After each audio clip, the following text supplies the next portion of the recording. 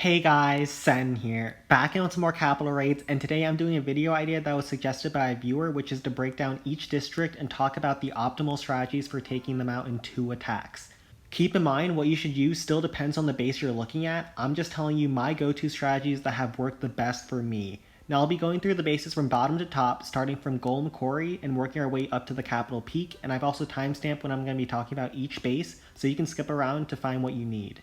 Oh, and before I forget, this video is just meant to be a brief guide to all the different districts and strategies that you should be thinking about, but if you want to learn more about the attacks themselves, I have most of them covered in separate strategy videos on this channel. Kicking it off, we have the Golem Quarry. Now, when there is just one attack that I feel like is a cut above the rest that I almost always use against the district, I will put a star next to it. The Golem Quarry at higher levels just gets access to so many blast bows and rocket artilleries that it becomes a nightmare for hogs and rocket loons. And so my top attack against this space is Fortress Zap. Now I can't recommend this attack to you enough. It's super easy and super strong against this space. And actually my clanmates have been picking it up for themselves and they've also been finding success.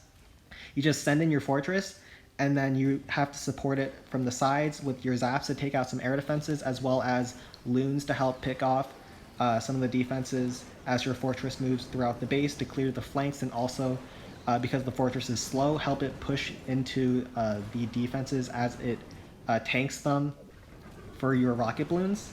And so your rocket balloons will just sneak in and help grab some defenses and take some of the fire off your fortress. And yeah, it's super easy. Your fortress just slowly moves through the base. As long as you make sure it doesn't get targeted by air defenses for a long time, your fortress will be able to tank a lot of the big defenses like the blast bow and the rocket artillery, and also work its way through smaller defenses like the spear thrower very easily. So yeah, you just have to make sure that your fortress is well supported. And also against the Golem Quarry, make sure you bring in a couple of rams. I didn't point it out in the last attack, but against this attack, I bring a ram up the right side, and you're going to see it's going to trigger a zap trap. Bring in a couple of rams for that purpose. They can open walls or trigger zap traps. The zap traps will one-shot your rocket balloons and also chunk your fortress. And so it's really worth it for to bring that 5 extra camp space of ram to just help search for those. You saw that ram pulled one of the zap traps, and it's not going to kill one of my balloons. And so we're just going to work our way through the rest of the base and just clean up the trash. But yeah, the Golem Quarry I have found is a really tough base, but this strategy has been making it more manageable. Next up, we have the Dragon Cliffs, and as much as I have expressed my hatred for this base, it's also not that hard to take out in 2 attacks, as long as you know what you're doing. Generally speaking, after Capital Hall level 8, the only viable strategy against this base as an opener is Archer Rage, because archers are one of the only troops that can efficiently take out the super dragons inside the base.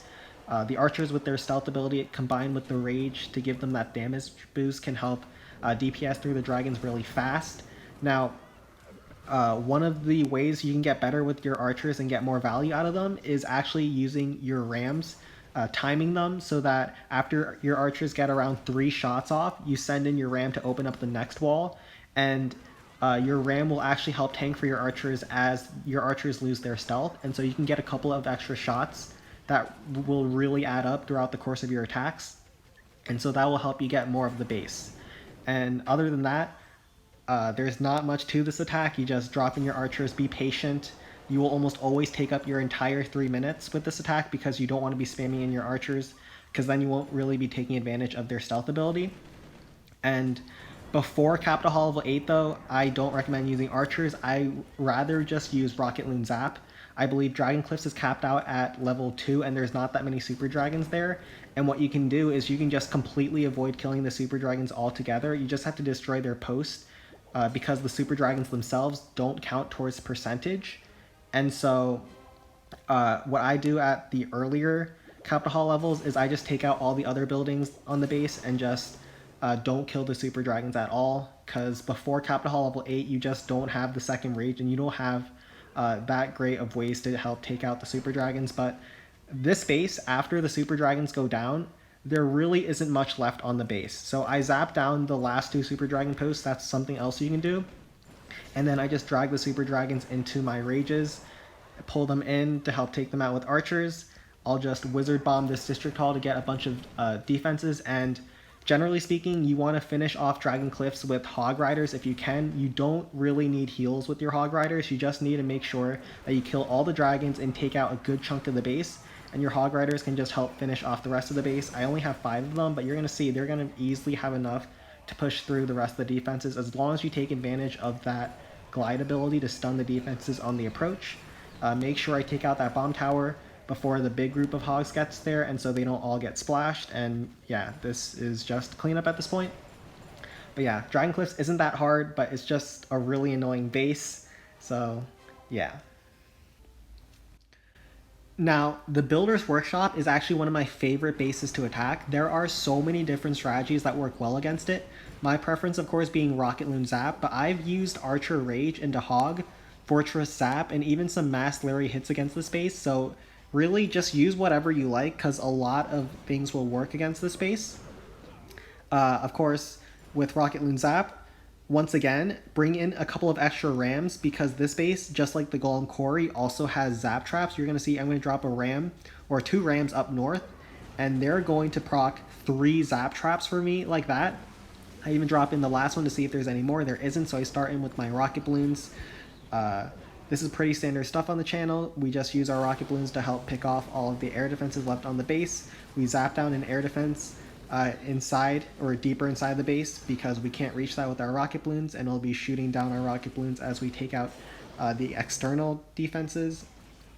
And yeah, after we zap down these 3 air defenses as well as another set of air defenses on our last hit, there's not going to be much left on the base, so I decide to once again finish off with a flying fortress. Like I said, you can really just use anything you want against this base. A lot of things will work. I noticed that there's not that many air defenses left on the base, so I feel like if I can just bring a fortress, keep it alive, I can get even more bonus gold. So we're just going to work through the last few defenses on the base with our fortress. It has a lot of HP. It can punch through those last couple of air targeting defenses for me, and send in a couple of rocket balloons to help DPS some of those last defenses. And yeah, Builder's Workshop is a really fun base to attack. It's worth a lot of capital gold as well, so this is definitely a base that you might want to learn if you haven't already. Okay, against the Balloon Lagoon, you almost always want to be finishing off this base with Hog Raiders, and in order to do so, you have to take care of the Rocket Artilleries on the first attack. And I actually noticed that the Rocket Artilleries are close to the river, and if you didn't know, the Frost Spell can actually freeze the river and create a path over it so your ground troops can walk over the ice that it creates. And then, yeah, so I didn't know that until recently when I read the description of the Frost Spell, so maybe you didn't either, but now you do. And so we just drop in our Rage and Archers to help push into the Rocket Artilleries, take them out, and once those goes down, Balloon Lagoon doesn't have that many splash defenses, which is why Hog Raiders are such a good finishing troop. It just has those couple of bomb towers and a couple of crushers, and as long as you either stun them with your Hog Gliders stun ability, or you just heal through them, you won't have any problems dealing with this base. And so the Rocket Artilleries are down, and so we're all set up to use our Hog Raiders to help finish off the base. I go heavy on the entry to make sure they have enough punch to push through the first few defenses, and save on to a couple of them for the back end so I can take advantage of their stun ability. I like bringing some Skelly Barrels as well. The Skellies can help distract for your Hog Riders and also bring a lot more DPS to the table. So in areas with low splash defenses, the Skellies just get so much value for you, and my Hog Riders are just going to push through those last few defenses. There's actually a Troll Hidden Tesla on the top side, but the Hog Riders are going to get healed up as they walk through the heal one last time and beat through that Troll Hidden Tesla. So yeah, against this base, the main attack you're going to be using is Archers and Rage to set up for your Hog Riders and heals. Alright, Wizard Valley is another one of those bases where you can sort of just do whatever you want. Now, unlike the Builder's Workshop, the reason why you're able to do whatever you want is because the Wizard Valley is just so weak. The main strategies that you're going to use is Archers into Hogs. If you're able to pick off the defensive cannon carts as well as maybe some of the giant cannons with your Archers, your Hogs are just going to fly through the base. But probably the most consistent strategy against this base, once again, is Rocket Loon Zap, because You can just straight up fly over the defensive cannon carts as well as the giant cannons, but also there's not many air defenses on the base. Yeah, the problem with the Wizard Valley is it just doesn't have that many defenses to withstand most attacks in the clan capital. And so you can just get away with anything you want. Now, I don't use Hog Raiders as often as I do Rocket Loons, and so I enjoy using Hog Raiders against the Wizard Valley. But you can just pick whatever you like. We've also triggered a lot of the giant bombs near the district hall, and we're about to trigger one more, so there really is not that many threats to the hogs that can even be left on the base. And pay attention to the way I drop the hog raiders on this attack, because there's not that many defenses on the entry. I can just stun all of them with my hog gliding ability, and as the pack of hogs moves through, I just keep stunning the defenses as they approach. Just go around the base surgically, targeting each defense with the hog glider, and so I'm able to hold that second heal until very end till the very end of the attack, because my hog raiders aren't under that much fire, and as they get in range of the giant cannon, I make sure to drop a giant to help tank the giant cannon and then stun the cannon that's shooting at the giant, so I can keep the giant alive as long as I can to tank the giant cannon until I'm able to get into the giant cannon and take it out with my big pack of hogs. And now I still have that one heal that I was able to save by dropping my hogs surgically, and I can just heal through the last 2 Mega Hidden Teslas, and yeah, this base is just crushed. I probably could have done the same thing with Rocket Loons. And yeah, Wizard Valley is the base where I do most of my testing when I'm trying to test new strategies and new troop combos, because you can sort of just get away with doing anything against this base and it'll probably still work. So yeah, hopefully this Wizard Valley eventually gets a buff, but until then, smash it with Hog Raiders and smash it with Rocket Loons. Now, the Barbarian Camp is considered the hardest district to two-shot. It just has so many defenses, which is why it's worth the most gold among the districts. But it has the major weakness that most of its defenses are ground targeting. It has those giant cannons, the most multi-cannons of any base, the most bomb towers of any base, the most multi-mortars of any base, so as long as you're able to use air against the space, you're able to avoid a lot of the damage on the base. And so the only strategy that I recommend to take out Barbarian Camp is Rocket Loon Zap. Now, this layout is pretty bad, but I have plenty of better replays on this channel because Barb Camp and Rocket Loon Zap is the main attack I feature on this channel. So if you want to learn how to do this attack, go to some of my other videos, but yeah, once you learn how to take out Barbarian Camp in 2 attacks, you will be topping your clan when it comes to capital gold, because this is the way to get the most capital gold from your hits. So you just go around the base, picking off all the air defenses on the base, and once they're all down, there's nothing left to stop your rocket balloons. And even though this is a bad layout, you'll see how many rocket balloons I have left against this base after the end of the attack. So we're just going to push through those last few defenses, try to get to those rocket artilleries without taking too much damage from them. And yeah, you can see I almost kept all of my rocket balloons alive throughout the course of the attack, and I was able to get a nice chunk of bonus gold. Finally, we have the Capital Peak, and against this base, I really like Rocket Loon Zap. First, take a look at how I dropped those archers. I split them on these 3 buildings to send them into different directions, and then those bottom 2 archers, they're going to die to a bomb, but the rest of the 3 archers are going to survive and just keep moving through the base, clearing more trash as they go. Against the Capital Peak, I really like Rocket Loon Zap. The reason for that is everyone tries to defend archers, and because the Capital Peak has so many bombs and giant bombs, it's actually really annoying to use archers, especially if the base builder has done a really good job at trapping their entries.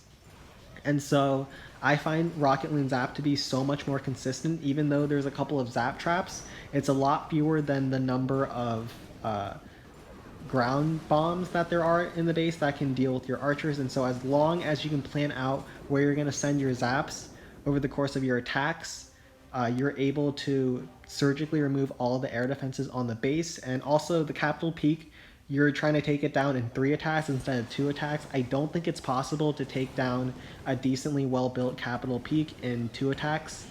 I also missed that air defense with my zaps like a noob, but you're going to see it doesn't matter. As long as you do a good job setting up the base with your first attack especially, that first attack is probably the most important attack because that is where you're opening up the map, and that enables your second and third attack to clean up the rest of the base. As long as that first attack is clean and you do it well, you're probably going to be able to take out the capital peak. This is, generally speaking, I don't consider the capital peak that hard, at least taking it down in 3 attacks as some of the other districts, but yeah, I like using Rocket Loon Zap and then trying to finish up with a couple of fortresses. But you can use archers. It's not that it's not viable, it's just that it can be a lot riskier.